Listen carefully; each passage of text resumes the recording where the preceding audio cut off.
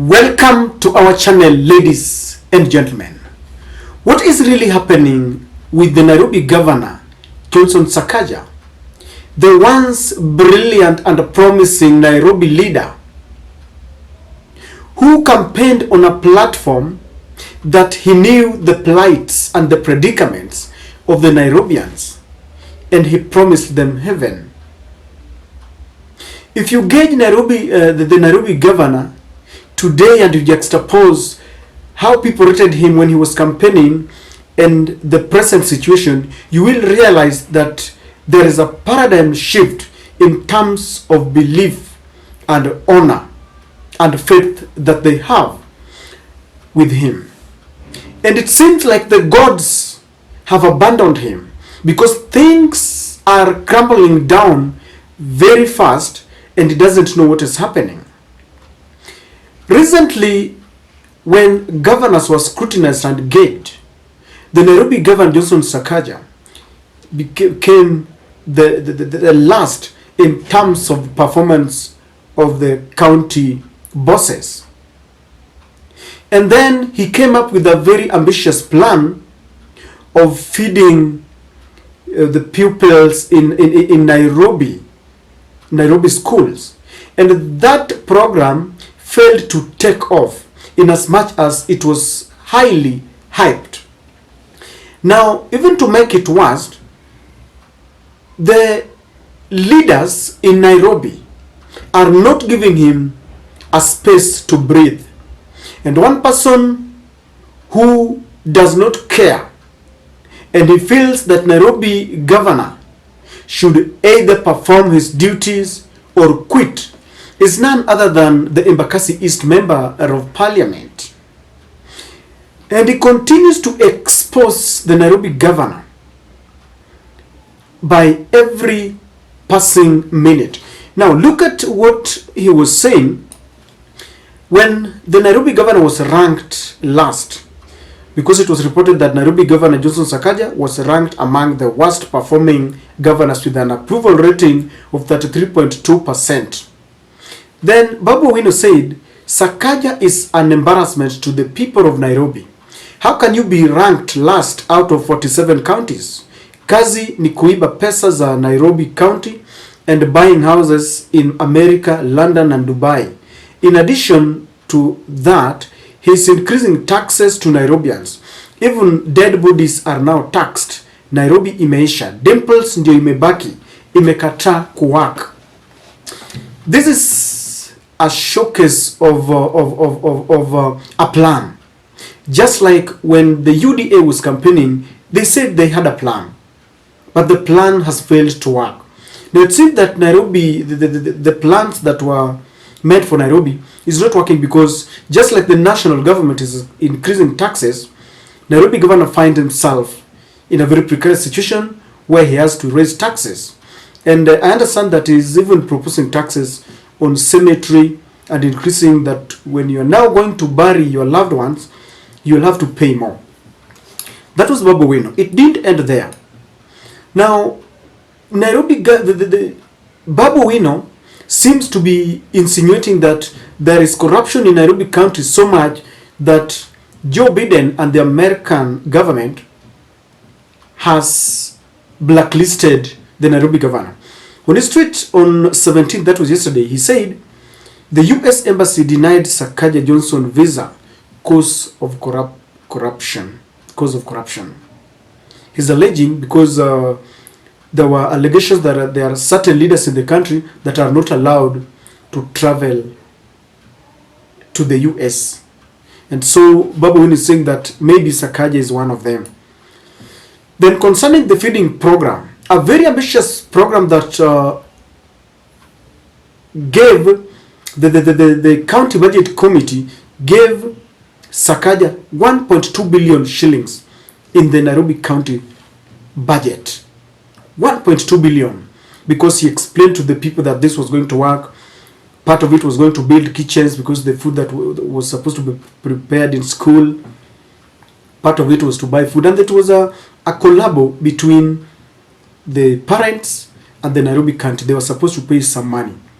Now this too is not working. and things are not really working. Now today, the program was supposed to take off, and there is a video that is going viral of a lady in Tumaini Primary School in Umoja, that is in Umoja 2 Ward, Embakasi West Constituency. And there's a lady there who is complaining that the Dishi na County program, that is the feeding program for Sakaja, did not take off as was expected, and it really messed the pupils there. Just take a look. Hey guys, I'm Mahiga and I am currently in Tumaini Primary School in Umoja, Inako. So the county feeding program was supposed to start today, but no communication has been made, nobody has come, no lunch has come.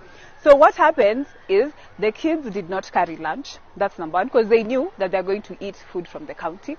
Number two, parents already paid that 5 bob, and they paid even more money to the county because they knew that lunch was going to start today. Number three, there are some schools which did not even know they're supposed to cook lunch, or there are some schools which were waiting for that lunch and they started cooking really late because now they saw that lunch was not coming. To Sakaja and to the county and to everybody involved with that school feeding program, do you guys really care about the kids? Because you guys make so much PR, you're building kitchens, you are making videos of you guys feeding other people, but where is that lunch? You guys talk so much on social media, but when it comes to the ground, you guys don't do anything. Are you bringing the lunch? Are you going to communicate with us? That payment that has already been made by those parents, are they going to be refunded, or what exactly is supposed to happen? Because kids today are going to go hungry because they were not prepared to bring anything or to pay for the lunch program, which is usually 50 bob, because they knew that you guys were paying lunch.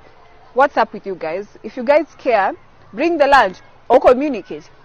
Or kama imewashinda, then let the school management handle that lunch, because hakukuwa hata na reason ya kujenga sijui 500 million bob worth of kitchens. There was no need for that.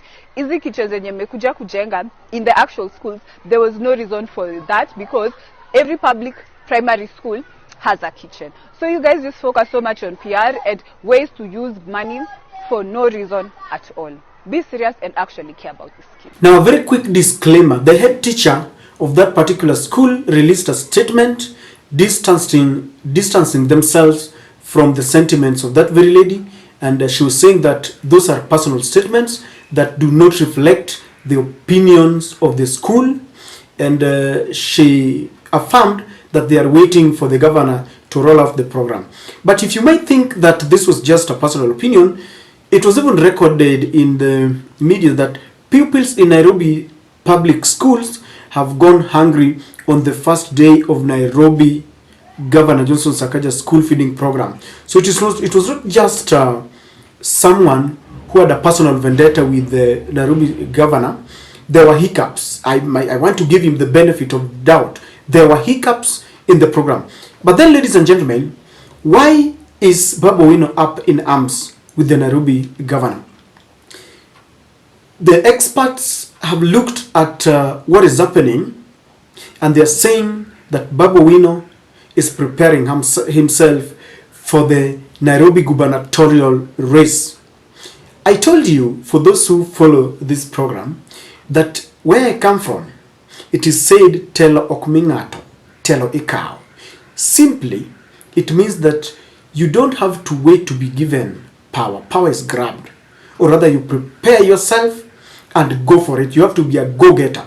And when you look at the personality of Babu Owino is a man who is being mentioned in the Kenyan politics. You want to talk about Nyanza succession politics, Babu Owino comes at number one among many other leaders who are being proposed. People who are thought to have the wherewithal to take the mantle from Raila Amolo Odinga. You talk of the Nairobi politics, the Embakasi East Constituency Member of Parliament is a man who is being mentioned. And so it is believed that Babu Owino is preparing for this very hot race. And I was asking someone whether Babu Owino has what it takes to be the governor. And he gave me one answer. Why not? And so this is the question I want to put to you. Do you think Babu Owino has the capacity to become the governor of Nairobi? One, he's got the academic requisite that is allowed. He's got masters. Babu Owino's record at Embakasi East constituency in terms of development is one that is really admired. It's admirable because the way he uses the constituency development fund. And I know there is that case about the DJ, something that was very unfortunate, and I believe he really regrets. He has mentioned it as much, and he settled it out of court. Number 3, when William Ruto thought that Embakasi East constituency seat was going to be a walk in the park, he found out that Babu Owino was so much prepared for him, because one of the seats that William Ruto really wanted, the UDA candidate there was Mureithi somebody, and they even tried to coerce the officials to try and dance to their tune. Of course, it is something that you cannot talk so much about because it resulted in the loss of life. It was a very unfortunate event. But Babu Owino is someone who cannot just accept his win to be taken away. With all these credentials, ladies and gentlemen, Babu Owino will really give Johnston Sakaja a run for his money, because he's also loved by both the ODM, the Azimio, and some of the Kenya Kwanza team. And now the program that is not working, there is another problem that he has to grapple with within the Kenya Kwanza team. You remember that his relationship with the deputy president is one that is really not cordial. A few months ago, when he had the ambitious plan of removing the long-distance vehicles from the Nairobi CBD to Green Park, Rigathi Gachagua, the outspoken DP, told him off, saying that that was meant to interfere with their businesses. And again, when he wanted to close the bars and clubs within the estates, he was accused of colluding with the owners of the bars and clubs within the CBD, because it was said that members of the society do not have money due to economic challenges. They have decided to go for recreational, purposes near them. They don't want to travel as far as the CBD. And this also brought a little bit of altercation between him and the owners of the bar. He was saying that they make a lot of noise. All this failed. Will he survive? Because this is the question. The ODM is already, the Azimio is already, planning themselves for this, and Babu Owino is not waiting for any endorsement. It seems that he's going for it. Will Sakaja survive? One thing I can assure is Sakaja cannot, contest with any other party, because there seems to be a hidden allegation that he does not have the certificates. In fact, it took the intervention of the courts during the last election to allow him to contest. He's really a sharp guy, but when it was said that Sakaja had a certificate from the University of Nairobi, later we were taken, was it in Kampala, in some of the universities in Uganda, where he got his certificate through, was it an online, something of the kind.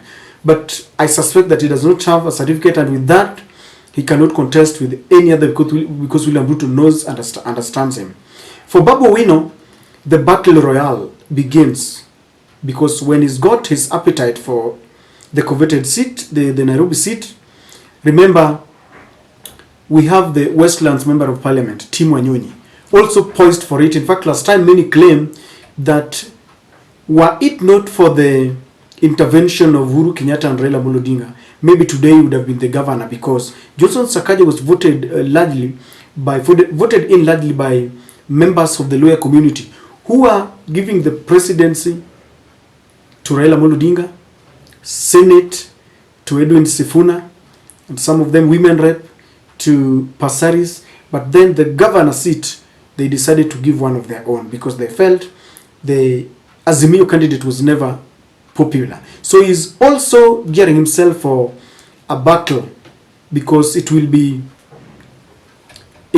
tribal, it will be along party lines. For example, if the senator come from Lowland like it is now, the Secretary General Edwin Sifuna is a lawyer, there is no way they will allow Tim Wanyonyi to contest on an ODM ticket.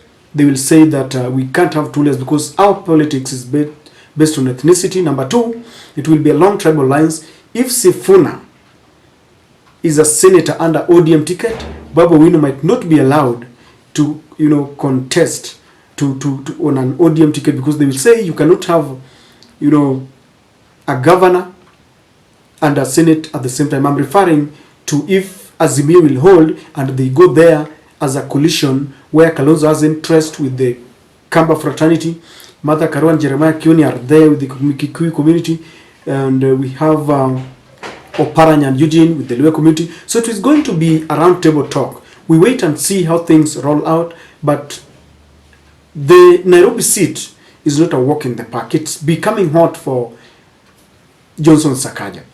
How do you rate Sakaja? If you are kind enough, share with me in the comment section.